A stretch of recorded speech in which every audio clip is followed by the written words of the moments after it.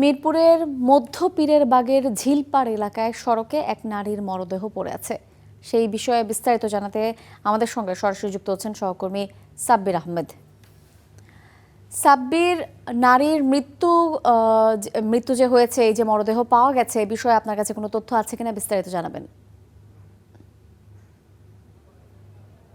ধন্যবাদ রিমা। আসলে আজকে দুপুর 2টার পর কোনো এক সময়ে আমরা যেই সড়কটিতে দাঁড়িয়ে রয়েছে, এই সড়কের উপরে একটি নারীর মরদেহ পড়ে থাকতে দেখা যায় এবং তারপর পরই আসলে লোকজনের ভিড় জমতে শুরু করে এবং যে ভবনটি এই মুহূর্তে দেখতে পাচ্ছেন, ঝিল ভিউ টাওয়ার, মধ্য পীরের বাগ, মিরপুর, এই ভবনের ছাদ থেকে এই নারী যার লাস্ট ডেড বডিটি এই মুহূর্তে এখানে পড়ে আছে, তিনি লাফ দিয়েছেন, এইটুকু সিসি ক্যামেরায় দেখা গেছে। এখন তিনি কি লাফ দিয়েছেন নাকি কেউ তাকে ধাক্কা দিয়ে ফেলে দিয়েছে, এই ব্যাপারটি এখনও নিশ্চিত হওয়া যায়নি। যেই ভবনটিতে থেকে ওনার আসলে এই পড়ে যাওয়ার ছবিটি ইতিমধ্যে পাওয়া গেছে, সেই ভবনের বাসিন্দা কিন্তু উনি না।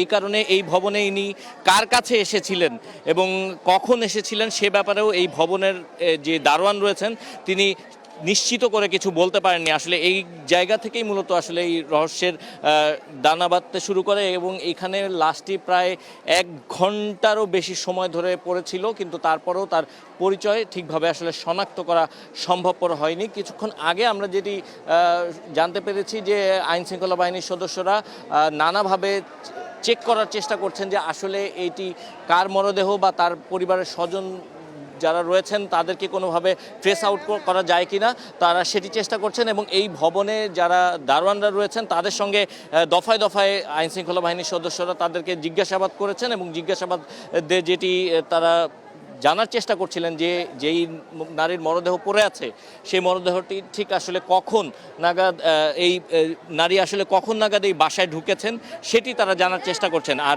যেহেতু এখনও পর্যন্ত তার পরিবারের স্বজন বা কাউকে সেভাবে আসলে শনাক্ত করা সম্ভব হয়নি, তাই আসলে এই বাসায় এসে কেন তিনি আত্মহত্যা করেছেন বা আসলে আদৌ আত্মহত্যা করেছেন কিনা সে বিষয়টি আসলে খতিয়ে দেখার চেষ্টা চলছে এবং প্রাথমিক যেই সুরতহাল সেই সুরতহাল করার চেষ্টা করছেন।